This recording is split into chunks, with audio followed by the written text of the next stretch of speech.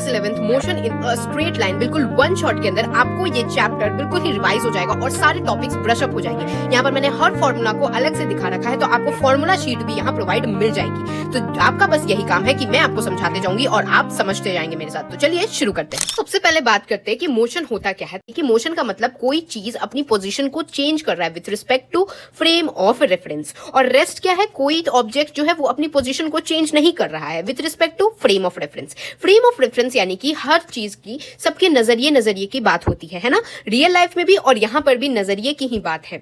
तो नजरिए की क्या बात होती है, अगर आप कहीं कार से ट्रैवल कर रहे होंगे या ट्रेन से ट्रैवल कर रहे होंगे तो आपने जो साइड में पेड़ होते हैं, बिल्डिंग होती है, उनको चलते हुए देखा है, क्या वो एक्चुअल में चल रहे हैं? आप तो बोलेंगे कि यहाँ पेड़ और जो ट्रीज हैं ये क्या है, मोशन में है, लेकिन क्या ये एक्चुअल में मोशन में? नहीं, ये आपके रेफरेंस के लिए ये मोशन में है। लेकिन ये अगर कोई यहाँ खड़े होकर कोई देखेगा तो ये तो भाई कब से 30 साल पहले भी यही था, ये बिल्डिंग भी 10 साल से यहीं पर है, तो इसके लिए ये चीज क्या है, रेस्ट पे है। तो किसी के फ्रेम ऑफ रेफरेंस के अनुसार ये चीजें रेस्ट पे है और किसी जो कार में बैठा हुआ है उसके फ्रेम ऑफ रेफरेंस के अनुसार ये चीज मोशन हो रही है। तो मोशन क्या है कि ऑब्जेक्ट के पोजीशन का change with respect to frame of reference. अब बात करते हैं डिस्टेंस क्या होता है और डिस्प्लेसमेंट क्या होता है। तो डिस्टेंस क्या होता है, एक्चुअल पाथ। तो मान लीजिए ये है स्कूल और ये है घर, तो स्कूल से घर आने का रास्ता है कुछ इस तरीके से, तो आगे हम लोग स्कूल से घर, तो ये जो पूरा आपने डिस्टेंस कवर किया ये क्या है, एक्चुअल पाथ जो आपने कवर किया, दैट इज डिस्टेंस। लेकिन जो डिस्प्लेसमेंट होता है वो होता है शॉर्टेस्ट पाथ, जो कि हमेशा ही एक स्ट्रेट लाइन होता है। तो ये था आपका स्कूल, ये था आपका घर, आप आए तो ऐसे ऐसे है ना, ये है डिस्टेंस। लेकिन जो शॉर्टेस्ट पाथ यानी यहां से यहां एक स्ट्रेट लाइन खींच लीजिए, ये जो स्ट्रेट लाइन है ना, यही स्ट्रेट लाइन होती है डिस्प्लेसमेंट।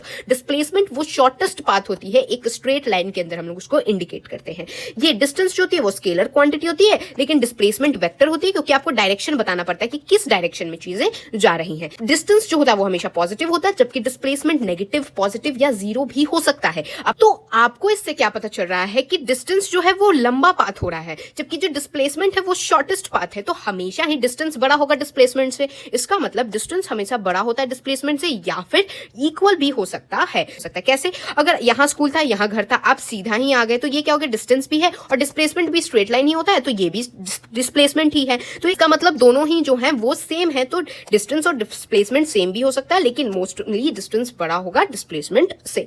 डिस्टेंस और डिस्प्लेसमेंट कब इक्वल होगा, अगर पार्टिकल मूव कर रहा है विदाउट चेंजिंग डायरेक्शन। अगर कोई चीज स्ट्रेट लाइन में किसी एक पॉइंट से दूसरे पॉइंट तक जा रही है तो उसका डिस्टेंस और डिस्प्लेसमेंट इक्वल होता है।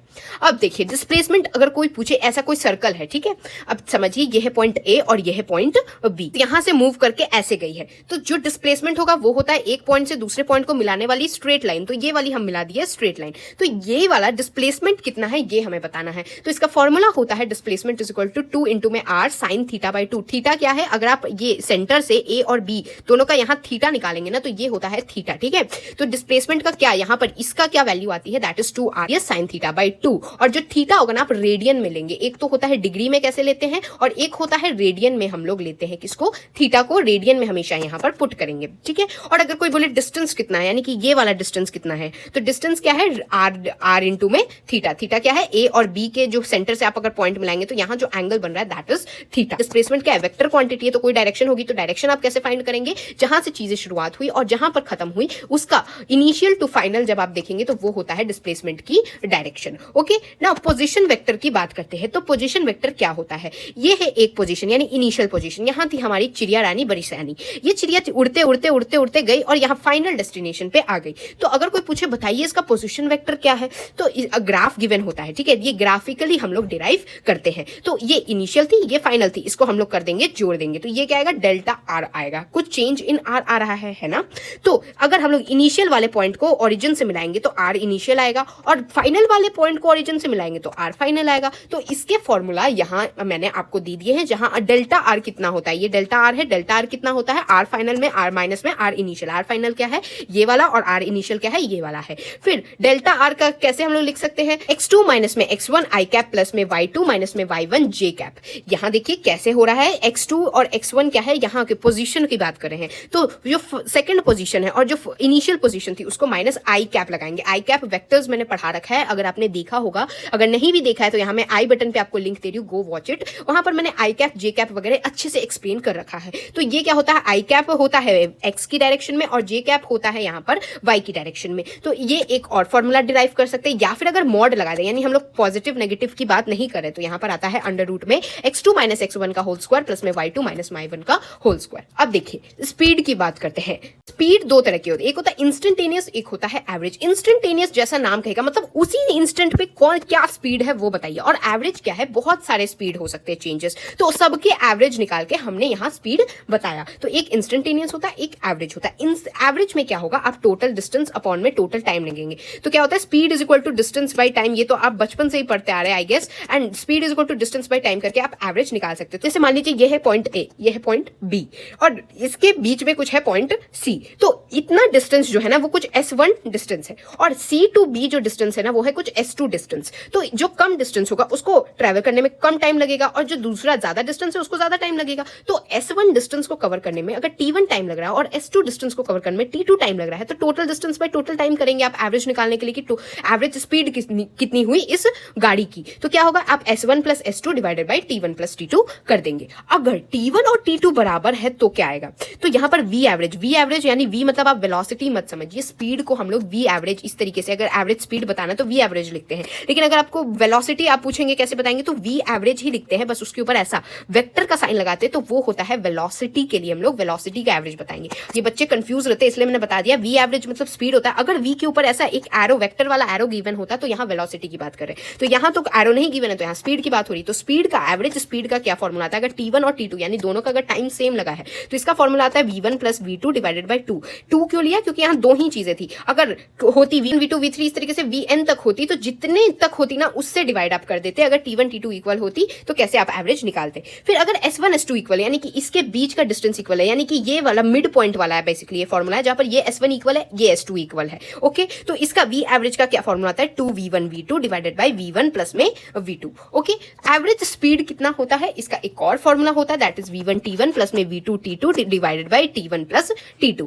क्यों ये कैसे निकला, तो हम जानते हैं speed is equal to distance upon में टाइम, तो डिस्टेंस क्या हो गया, स्पीड इनटू में टाइम। तो हम जानते हैं यहां पर हमने जो फॉर्मूला निकाला था उसको डिस्टेंस प्लस में distance divided by time plus में टाइम किया था, है ना। तो यहां पर हम क्या करेंगे, इस बार डिस्टेंस की जगह स्पीड इनटू टाइम करके पुट करेंगे, तो डिस्टेंस S1 के लिए क्या आएगा, V1 T1 स्पीड इनटू में टाइम, और S2 के लिए क्या आएगा, उस S2 के लिए स्पीड इनटू में टाइम। तो अब S1 प्लस में S2 की जगह ये वाली वैल्यूज पुट करेंगे, जब ये दोनों वैल्यूज पुट करेंगे और डिवाइडेड बाय यही T1 T2 रहेगा, तो T1 प्लस में T2 ये एवरेज स्पीड का, इसको हम लोग इस फॉर्मूला को हम लोग ऐसे भी लिख सकते हैं, that is V1 T1 plus V2 T2 divided by T1 plus T2।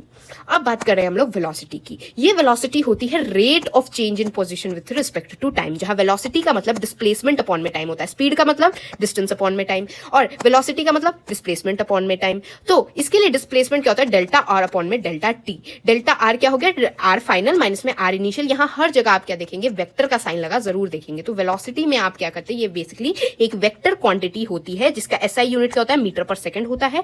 Okay, and इसका फॉर्मूला मैंने आपको बता दिया, आर फाइनल माइनस में R initial, T final minus में टी इनिशियल से आप डिवाइड कर देंगे। यूनिफॉर्म मोशन के लिए V एवरेज की वैल्यू वेलोसिटी के बराबर आती है अगर यूनिफॉर्मली चीजें मूव कर रही हो तो जैसे स्पीड का हम लोग ने इंस्टेंटेनियस और एवरेज जाना था, तो वेलोसिटी का क्या होता है, इंस्टेंटेनियस और एवरेज। तो इंस्टेंटेनियस इसमें होता है V instantaneous is equal to delta X upon में डेल्टा टी, है ना। और एवरेज का क्या होगा, V average delta X upon में डेल्टा टी होता है। तो ये x क्या है, डिस्प्लेसमेंट है, t जो होता है ना इंस्टेंटेनियस का जो होता है वो बिल्कुल ही कुछ टाइम इंटरवल को जाने का बस ऐसा अनुभास होता है, ठीक है। तो यहां पर हम क्या करते हैं ना, डिफरेंशिएशन करते हैं। डिफरेंशिएशन बिकॉज ये बहुत ही इंस्टेंटेनियस, उस मोमेंट पे वो बोल रहा है कि कितनी वेलोसिटी है। तो इसमें क्या होता है ना, हम लोग इंस्टेंटेनियस चीजें ले रहे हैं बहुत स्मॉल इंटरवल ऑफ टाइम के लिए, इसलिए हम लोग क्या करेंगे, डिफरेंशिएशन करते हैं। तो V इंस्टेंटेनियस क्या होता है, differentiation of x with respect to time. Okay, अब देखिए अगर कोई x वर्सेस t का ग्राफ दे, s यानी कि x यानी कि डिस्प्लेसमेंट और t यानी टाइम का अगर आप ग्राफ देगा, तो जो भी ग्राफ आएगा उसका अगर आप टेंजेंट ड्रॉ करेंगे तो टेंजेंट का डायरेक्शन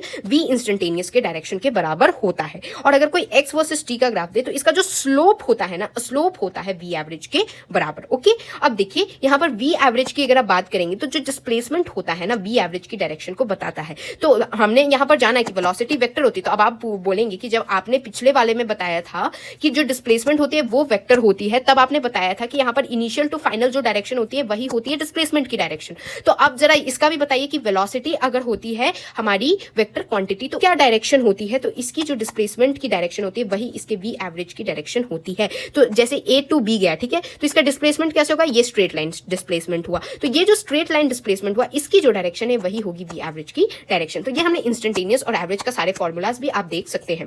एवरेज स्पीड हमेशा ही ज्यादा होगा एवरेज वेलोसिटी के, अगर मॉड लगा के, यानी नेगेटिव पॉजिटिव की हम बात नहीं कर रहे हैं, तो एवरेज स्पीड हमेशा ही ज्यादा होगा एवरेज वेलोसिटी के, या फिर इक्वल भी हो सकता है।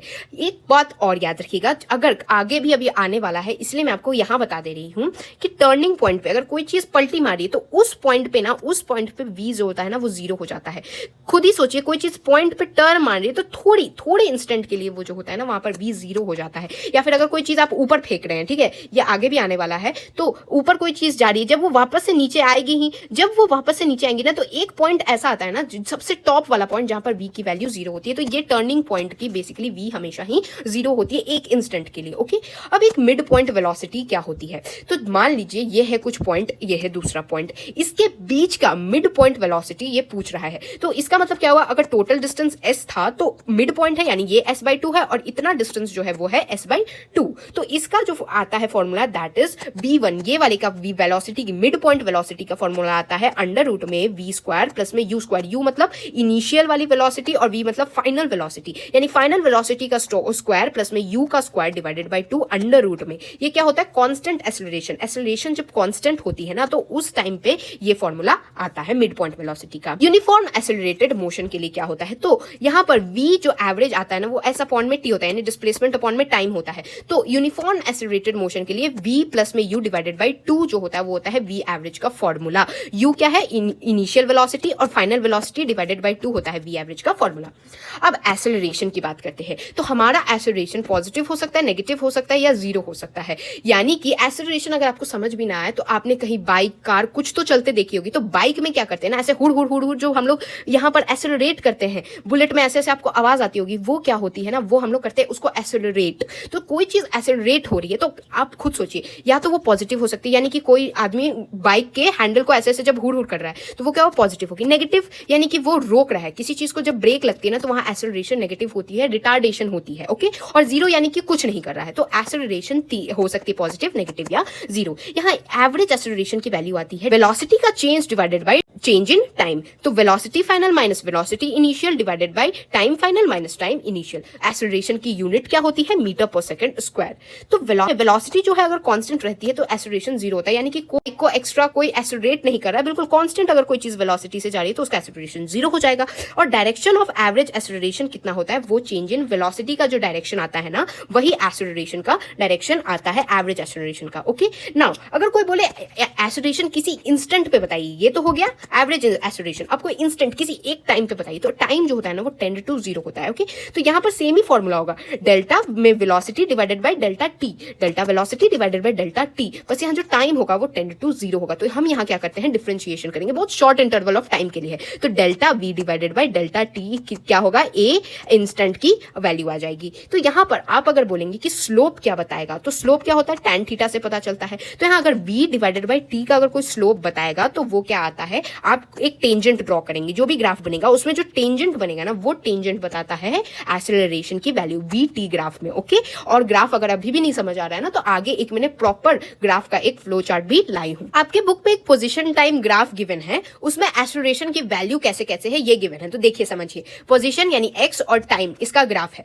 तो जब पॉजिटिव एक्सेलरेशन रहता है तो ग्राफ इस तरीके से रहता है, जब नेगेटिव एक्सेलरेशन रहता है तो ग्राफ ऐसे सैड दिखाएगा। ओके, और अगर एक्सेलरेशन 0 रहता है तो ऐसा दिखाएगा। इसको ट्रिक से ऐसे ही मैं याद करवा रही हूँ, पॉजिटिव है कोई चीज, पॉजिटिव है तो वो स्माइल करेगी, ये देखिए स्माइल कर रही है। और अगर कोई नेगेटिव एक्सेलरेशन है तो वो क्या करेगी, वो सैड रहेगी, नेगेटिविटी है। और अगर एक्सेलरेशन 0 है तो ये कोई चीज नहीं दिखाएगी, बिल्कुल सीधा लाइन सीधा, ये होगी नेगेटिव एक्सेलरेशन। तो ये क्या होगी, पॉजिटिव हो गई। तो पोजीशन टाइम ग्राफ के लिए पॉजिटिव एक्सेलरेशन, नेगेटिव और एक्सेलरेशन 0 की यहाँ पर ग्राफ गिवन है। देखिए एक्सेलरेशन और वेलोसिटी अगर सेम डायरेक्शन में हुई, यानी कि वेलोसिटी भी इसी डायरेक्शन में जा रही है और एक्सेलरेट भी इसी डायरेक्शन में हो रहा है, तो इससे क्या होगी, स्पीड बढ़ेगी।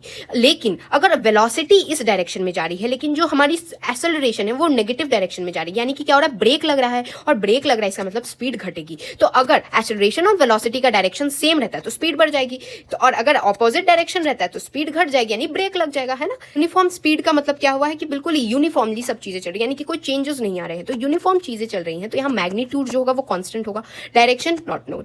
फिर टर्म अगर यूनिफॉर्म वेलोसिटी की बात बात की जाए तो इसमें मैग्नीट्यूड कांस्टेंट रहेगा और डायरेक्शन भी कांस्टेंट रहता है जब यूनिफॉर्म वेलोसिटी में जाते हैं। नॉन यूनिफॉर्म स्पीड की अगर बात की जाए, यानी कि कोई चीज नॉन यूनिफॉर्मली जा रही है, कभी मन कर रहा है स्पीड बढ़ा ले रही है, कभी मन कर रहा है स्पीड घटा ले रही है, तो यहाँ मैग्नीट्यूड वेरिएबल आएगा। और अगर हम लोग नॉन यूनिफॉर्म वेलोसिटी की बात करेंगे तो इसका मैग्नीट्यूड वेरिएबल आएगा और डायरेक्शन भी क्या आएगा, वेरिएबल आएगा। ओके, हमने डिस्प्लेसमेंट, वेलोसिटी और एक्सेलरेशन पढ़ लिया। इसको अगर आपको इंटर कन्वर्ट करना है तो क्या होगा, क्या हो रहा है, डिस्प्लेसमेंट अगर वेलोसिटी चाहिए तो डिस्प्लेसमेंट को आप विथ रिस्पेक्ट टू टाइम क्या कर दीजिए, डिफरेंशिएट कर दीजिए। अगर वेलोसिटी से आपको एक्सेलरेशन जाना है तो वेलोसिटी को आप कर दीजिए with respect to time differentiate. अगर आपको एक्सेलरेशन से अगर वेलोसिटी पाना है तो आप क्या करेंगे, वेलोसिटी जो अगर पाना है तो एक्सेलरेशन को आप इंटीग्रेट कर देंगे टाइम से, और अगर वेलोसिटी से वापस डिस्प्लेसमेंट आना है तो आप इंटीग्रेट कर देंगे वेलोसिटी को टाइम से, तब आपको डिस्प्लेसमेंट मिल जाएगी। अगर आपको डिस्प्लेसमेंट से डायरेक्ट एक्सेलरेशन जाना है तो आप देखिए, एक बार डिफरेंशिएशन हो रहा है तब वेलोसिटी पहुंच रहे हैं, दूसरी बार डिफरेंशिएशन हो रहा है तो वेलोसिटी एक्सेलरेशन पहुंच रही है। तो डिस्प्लेसमेंट को अगर डायरेक्ट कोई चीज जा रहा है तो यहां तो 2 बार हो रही है, तो इसका मतलब दोनों प्रोसेस को तो इसको निभाना ही पड़ेगा ना,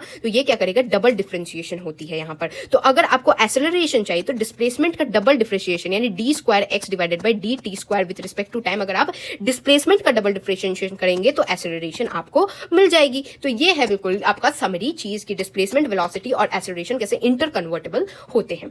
तो अब हम ग्राफ से शुरू करने जा रहे हैं, तो इसके कुछ बेसिक्स को समझिएगा तब आपको सब चीजें समझ आ जाएंगी। अगर x वर्सेस t का ग्राफ गिवन है, ओके, x मतलब क्या हुआ, डिस्प्लेसमेंट वर्सेस टाइम का ग्राफ गिवन है, तो इसका जो स्लोप होता है, स्लोप क्या होता है, tan थीटा, जो tan थीटा होता है ना वो वेलोसिटी के बराबर होता है। तो x वर्सेस t के लिए जो स्लोप आएगा वो क्या होगा, वेलोसिटी के बराबर होगा। अगर डिस्टेंस वर्सेस टाइम का ग्राफ रहेगा तो जो स्लोप आएगा वो स्पीड के बराबर होगा। ओके, नाउ अगर वेलोसिटी वर्सेस टाइम का ग्राफ रहा तो जो स्लोप होता है वो एक्सेलरेशन के बराबर होता है। लेकिन जो इसके अंदर का एरिया, ये जो येलो शेडेड पार्ट आप देख रहे हैं, इसका एरिया किसके बराबर आता है, डिस्प्लेसमेंट के बराबर आता है। तो वेलोसिटी टाइम ग्राफ के लिए स्लोप जो होता है वो एक्सेलरेशन होता है, ये स्लोप की बात हो रही है, और जो एरिया होता है वो क्या होता है, डिस्प्लेसमेंट के बराबर होता है, यानी इसके अंदर का एरिया डिस्प्लेसमेंट के बराबर होता है।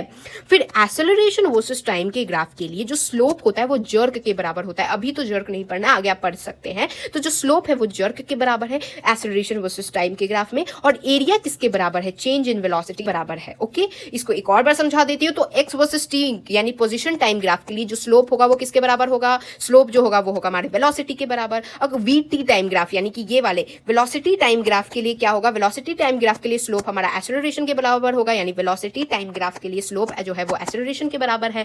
फिर एरिया अंडर vt ग्राफ, यानी ये vt ग्राफ जो है इसके एरिया, इसके अंदर का एरिया क्या बता रहा है, डिस्प्लेसमेंट बता रहा है। तो एरिया अंडर vt ग्राफ किसको बताता है, डिस्प्लेसमेंट बताता है। Area under speed time graph क्या बताएगा, डिस्टेंस बताएगा। देखिए वेलोसिटी है तो डिस्प्लेसमेंट बताएगा, स्पीड है तो डिस्टेंस बताएगा। अगर आपको फॉर्मूला भी याद होगा तो आप इससे आराम से पता कर सकते हैं, speed is equal to distance by time, velocity is equal to displacement by time, है ना।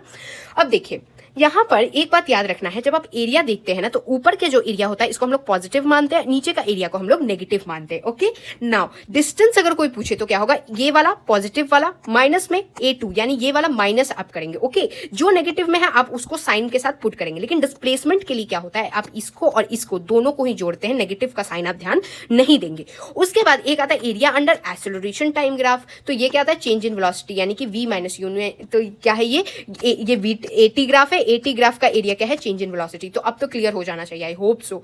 अब देखिए सबके ग्राफ एक बार देखते हैं, इससे कंफ्यूज मत होइए। देखिए मैं एक एक करके समझाती हूँ। XT ग्राफ है, XT ग्राफ के लिए याद रखिएगा कि स्लोप जो होगा वो किसके बराबर होगा, वेलोसिटी के बराबर होगा। अब देखिए इसका स्लोप क्या है, कोई सीधी लाइन का स्लोप होता है क्या। अब अगर आपको स्लोप समझ भी नहीं आ रहा तो स्लोप क्या होता है, जब आप स्लाइड करते होंगे, आपने स्लाइड तो बचपन में क्या होगा, तो जो स्लाइड करते हैं उस पर क्या होती है, स्लोप रहती है, तभी तो आप यहाँ से जाते हैं और नीचे स्लाइड कर जाते हैं। ओके, अब अगर आप किसी ऑब्जेक्ट को यहाँ प्लेस करेंगे तो क्या वो स्लाइड करेगा, नहीं, ये तो बिल्कुल ही स्ट्रेट लाइन है, इसका यानी स्लोप नहीं है। इसका मतलब इसकी वेलोसिटी 0 है, यानी ये चीज रेस्ट पे है। ये आपको ग्राफ्स देख के ही समझ आ गया, स्लोप 0 यानी वेलोसिटी 0 यानी चीज रेस्ट पे है। ओके, नाउ यहाँ पर देखिए ये स्लोप कुछ इस तरीके से जा रही है, नीचे की तरफ जा रही है, लेकिन आप यहाँ देखिए जो थीटा है, थीटा यानी कुछ एंगल बना रही है ना। ये अगर हम लोग नॉर्मल से कंपेयर करें तो एंगल बना रही है, एंगल जो है वो 90 डिग्री से बना है। 90 डिग्री क्या होता है, इतना, इसको कहते हैं हम लोग 90 डिग्री, है ना। लेकिन आप देखिए एंगल क्या है, ऐसे है, 90 डिग्री तो ऐसा होना चाहिए था, लेकिन एंगल इतना दूर तक जा रहा है, यानी 90 डिग्री से बड़ा है। तो इसमें tan थीटा जो होगा वो नेगेटिव होगा, लेकिन कांस्टेंट है, यानी जा तो ये सीधा ही रहा है, कॉन्स्टेंटली चीजें जा रही है, टेढ़ा मेढ़ा तो नहीं हो रहा है,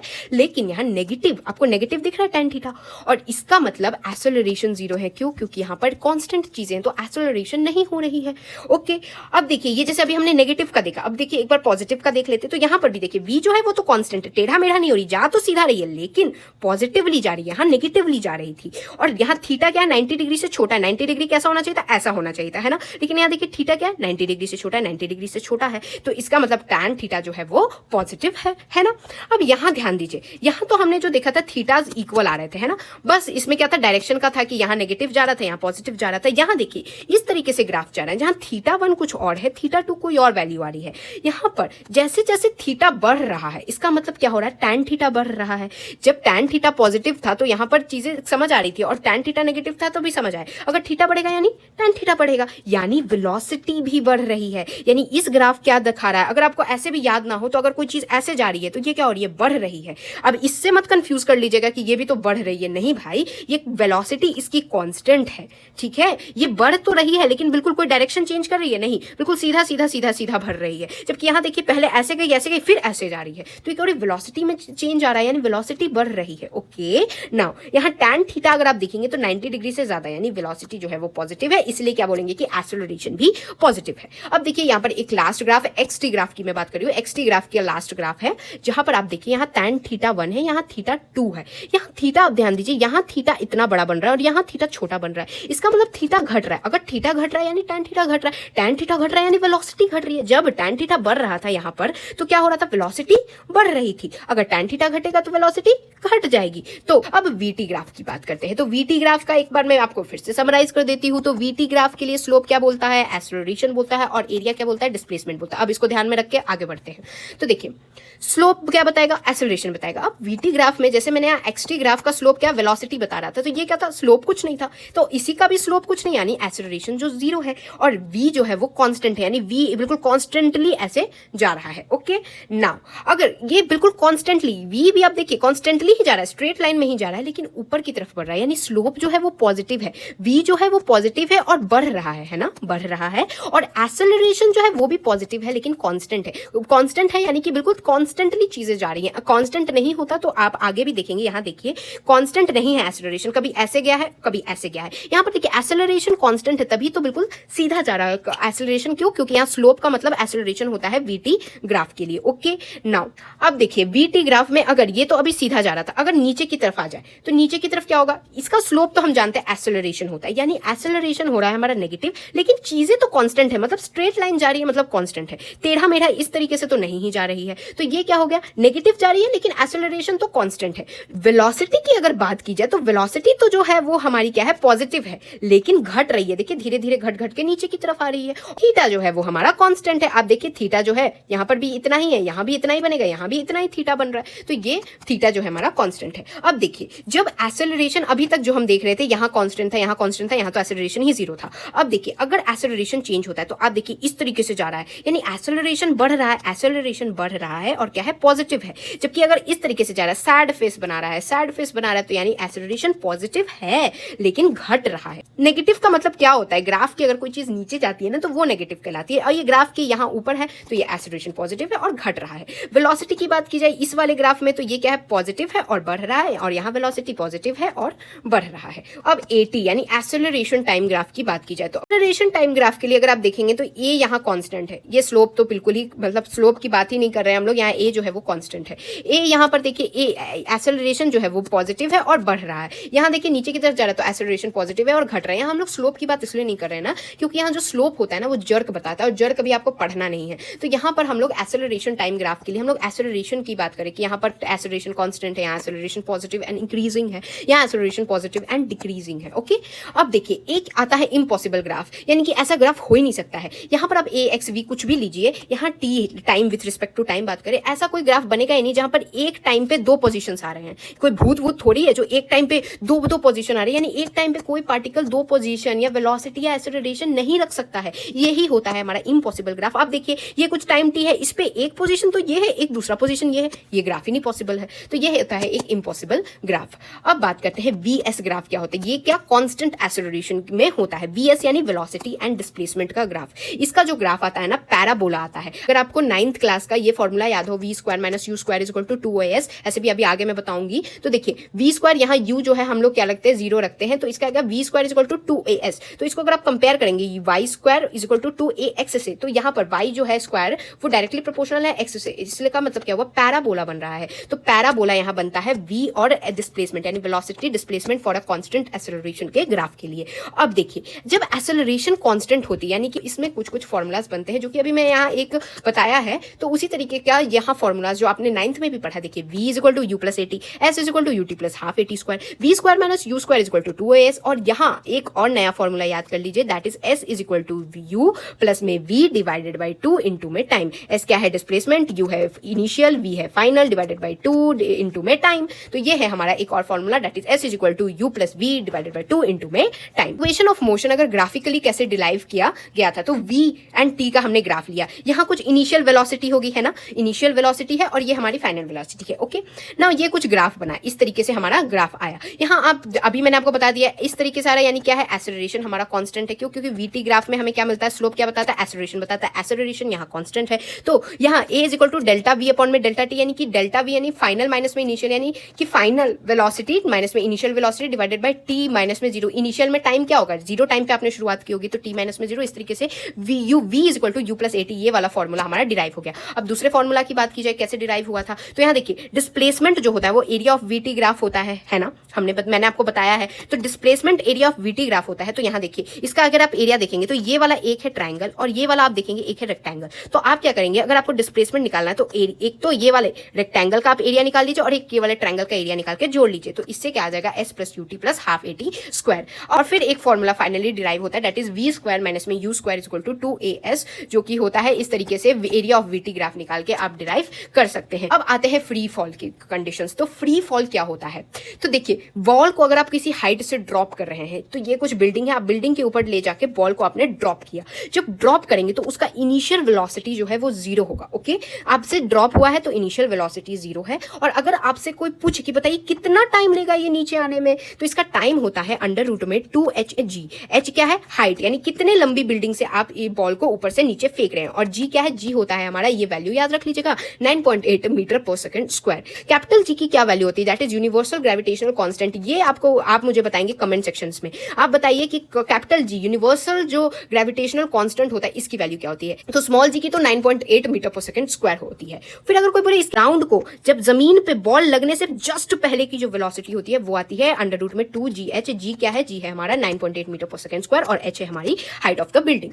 अब देखिए, बॉल जो है इस बार जैसे हमने ऊपर से नीचे फेंका था, इस बार हम लोग अब दम लगा के हमेशा नीचे से ऊपर फेंक रहे हैं। जब नीचे से ऊपर आप फेंकेंगे ना, तो यहाँ देखिए, ऊपर से नीचे आता तो इनिशियल 0 था, लेकिन जब आप दम लगा के हमेशा ऊपर, कोई चीज को ऊपर फेंकना है तो दम लगा के हमेशा ऊपर फेंकेंगे, तो उस समय इनिशियल जो होता है वो 0 के बराबर नहीं होता। लेकिन सिर्फ टॉप पे एक पॉइंट पे वेलोसिटी 0 आती है, और वही पॉइंट होती है जिसके बाद बॉल पलटी खा के नीचे आता है। ये बात मैंने आपको समझाया है कि जब कोई चीज भी होती है जहां पर टर्निंग पॉइंट आती है ना, उस टर्निंग पॉइंट पे वेलोसिटी 0 हो जाती है। तो इससे फॉर्मूला डिराइव होता है, that is h is equal to U square divided by 2g, या फिर u is equal to under root में 2gh। g क्या है? मैंने बता दिया, 9.8 मीटर पर सेकंड स्क्वायर, और h क्या है? कितनी हाइट लंबाई ये गया है। अब बताइए, अगर कोई पूछे कि कितना समय लगेगा ऊपर तक जाने में, तो ये क्या होता है? इनिशियली डिवाइडेड बाई कितना ग्रेविटेशनल आपको नीचे पुल कर रहा है। अब देखिए, कुछ भी इनिशियल वेलोसिटी से जब कोई चीज ऊपर जाती है, ऊपर जाके एक पॉइंट पे जहां पर टर्न होगा वहां पर उसकी वेलोसिटी 0 हो जाती है, और फिर ये पलटी खा के नीचे आ जाती है। एक बात याद रखिएगा, जो इसकी इनिशियल और फाइनल वेलोसिटी होती है वो इक्वल होती है, लेकिन ऑपोजिट होती है। यानी कि ये पॉजिटिव डायरेक्शन में आप मान लीजिए, और ये नेगेटिव डायरेक्शन में अगर आप मानेंगे।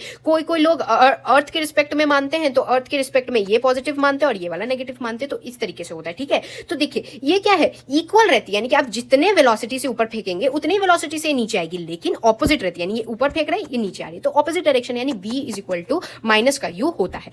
अगर कोई पूछे टाइम, ऊपर जाने का कितना टाइम हो रहा है और फिर नीचे कितने समय में चीजें आ जा रही हैं, तो देखिए, टाइम ऊपर जाने का होता है u अपॉन में g, और टाइम डाउन का भी इसलिए क्या होगा? u अपॉन में g, क्योंकि हम जानते हैं कि अभी मैंने आपको बताया कि दोनों इक्वल बट ऑपोजिट होते हैं। ओके, और तो टोटल टाइम ऑफ फ्लाइट कितना होगा? तो दोनों को जोड़ दीजिए, टाइम ऊपर जाने का कितना टाइम लगा और नीचे आने का कितना टाइम लगा, दोनों को जोड़ देंगे तो टाइम ऑफ फ्लाइट, यानी टोटल इसकी कितनी उड़ान भरी भाई, तो वो होगा u divided by g plus में u डिवाइडेड बाई g, 2 बार कर देंगे तो ये क्या आ जाएगा? 2u डिवाइडेड बाई g, ये आ जाएगा टाइम ऑफ फ्लाइट। बॉल ऊपर से फेंका गया है विथ स्पीड, यानी कि जो हमने पिछली बार बॉल फेंका था ना, ये बिल्कुल आप गए ऊपर से ड्रॉप कर दिया, मतलब आपने कुछ एक्स्ट्रा दिमाग नहीं लगाया। अब आपने क्या किया ना, जैसे होलियों में बच्चे बदमाशी करते हैं, जहां पर छत के ऊपर जाके वाटर बैलून्स को चलते फिरते आदमियों पे फेंकते हैं, ऐसा नहीं करना चाहिए। मगर देखिए, जब फेंकते हैं तो आप बिल्कुल एनर्जी लगा के कस के फेंकते हैं, तो इससे क्या हो रहा है? आपने वहां पर कुछ इनिशियल वेलोसिटी आपने दे दी, जबकि यहाँ पर इनिशियल वेलोसिटी 0 थी, यानी बस आपने जाके ड्रॉप कर दिया बॉल को। लेकिन यहाँ पर जब आप वाटर बैलून्स फेंक रहे होते हैं लोगों पे, तो आप क्या करेंगे? उस पे इनिशियल वेलोसिटी कस के वेलोसिटी देके इसको नीचे फेंकेंगे तो इससे क्या हो रहा है, इनिशियल वेलोसिटी आ जा रहा है, तो इसमें जो v का वैल्यू आता है ना वो आता है अंडर रूट में u स्क्वायर, यानी आपने जो वेलोसिटी दी प्लस में 2g, h क्या है 9.8 मीटर पर सेकंड स्क्वायर और h क्या है इस बिल्डिंग की हाइट है। ये बात रखिएगा, पॉजिटिव हम किसको मान रहे हैं, नेगेटिव हम किसको मान रहे हैं। तो पॉजिटिव कोई चीज ऊपर जा रही है तो उसको मान रहे हैं और नेगेटिव कोई चीज नीचे आ रही है तो उसको मान रहे हैं। अब देखिए अभी तक जो हम लोग ड्रॉप कर रहे थे ना, बिल्कुल ये हमारे बिल्डिंग खत्म हुई, हम लोग ने बिल्डिंग से ऐसे ड्रॉप कर दिया, लेकिन अब की बार हम क्या ड्रॉप कर रहे हैं ना, इसको ऐसे ऊपर फेंक रहे हैं और फिर ये जा रहा है नीचे। समझिए डिफरेंस को, जो पिछले अभी तक हम फेंक रहे थे बॉल को, वो हमने बॉल लिया और ऐसे नीचे फेंक दिया है ना, लेकिन इस बार हम क्या करें, बॉल को जो है ना पहले ऊपर फेंक रहे फिर ये नीचे जा रही है, इस तरीके से जा रही है। तो इसका क्या होता है, तो इसमें आप कुछ u है, ठीक है। तो हम जानते हैं s equal to U T plus half A T square, okay. तो इसका h है क्योंकि ये नीचे की तरफ h ट्रैवल करेगा तो माइनस का h होगा, माइनस का h is equal two plus में यूटी, यानी कुछ आप u इनिशियली वेलोसिटी दे रहे t प्लस में हाफ का g माइनस का g टी स्क्वायर। g क्यों लिया है यहाँ, एसेलरेशन कौन दे रहा है, एसेलरेशन हमारा अर्थ का जो एसेलरेशन है ना स्मॉल g वो यहाँ पर ले रहे हैं, दैट इज माइनस g। क्यों, क्योंकि वो नीचे की तरफ खींच रहा है और नीचे की तरफ को हमने यहाँ पर माइनस जूम किया तो माइनस g टी का स्क्वायर। तो ये आ जाएगा हमारा टाइम ऑफ फ्लाइट, इससे पता चल जाएगा। अब देखिए हॉट एयर बैलून के लिए जो इनिशियली हम 0 नहीं लेते हैं, क्या होता है ना कि जब आप देखेंगे कि जो हॉट एयर बैलून होता है, हॉट एयर बैलून जब ऊपर की तरफ ऐसे जा रहा होता है, ओके ऊपर जा रहा होता है, अगर आपने कोई चीज ऊपर से यहाँ नीचे फेंकी, जब हॉट एयर बैलून ऊपर की तरफ जा रहा है तो इसमें क्या होती है ना, जो हॉट एयर बैलून की जो वेलोसिटी होती है ना, ये वेलोसिटी बॉल में भी आ जाती है, तो इसका जो इनिशियल वेलोसिटी हम लोग 0 नहीं लेते हैं, ओके।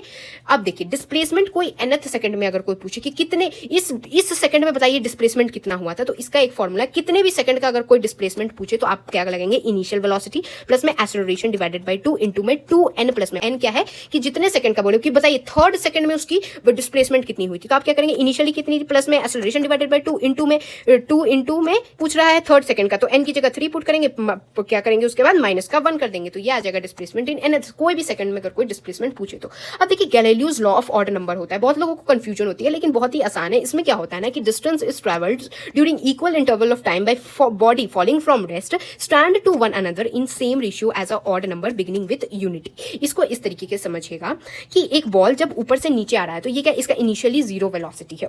नाउ हम जानते हैं एक formula s is equal to U T plus half A T square, जब इसका इनिशियल वेलोसिटी 0 है तो इसका मतलब u इंटू में t, यानी 0 इंटू में t क्या हो जाएगा, टोटली ये क्या आ जाएगा 0 आ जाएगा, ओके। तो s is equal to half A T square हो जाएगा। अब देखिए y1 की अगर बात की जाए, हाफ a एक्सेलरेशन क्या है -10 हम लोग क्यों ले रहे हैं, यानी 9.8 मीटर पर सेकंड स्क्वायर, जो g स्मॉल g का वैल्यू है ना, इसको अप्रोक्सीमेटली 10 मीटर पर सेकंड स्क्वायर लेके यहाँ चल रहे हैं। तो यहाँ पर 1/2 a एक्सेलरेशन क्या है -10 इंटू में t, यानी कि फर्स्ट टाइम इंटरवल, यानी कि एक सेकंड वाले टाइम इंटरवल का स्क्वायर, ओके। अब जब दूसरे सेकंड में यानी y2 डिस्टेंस, यानी दूसरे सेकंड में इसने कितना ट्रेवल किया, तो ये जो हाफ एक्सेलरेशन तो वही रहेगी और दूसरे सेकंड वाले t का टाइम का स्क्वायर, फिर तीसरे सेकंड में इसने कितना डिस्टेंस ट्रेवल किया, ये हो गया। अब जब आप इसको करेंगे तो y जो फर्स्ट डिस्टेंस होगा वो क्या आ जाएगा, ये आ जाएगा। जो सेकंड वाला होगा अगर आप ध्यान देंगे तो ये y2 माइनस y1 आएगा और थर्ड वाला y3 माइनस y2 आएगा। तो यहाँ पर जो y फर्स्ट y सेकंड और y थर्ड का जब आप रेशियो निकालेंगे ना, तो इनको डिवाइड करेंगे तो y1 divided by y2 half cut जाएगा, -10 कट जाएगा,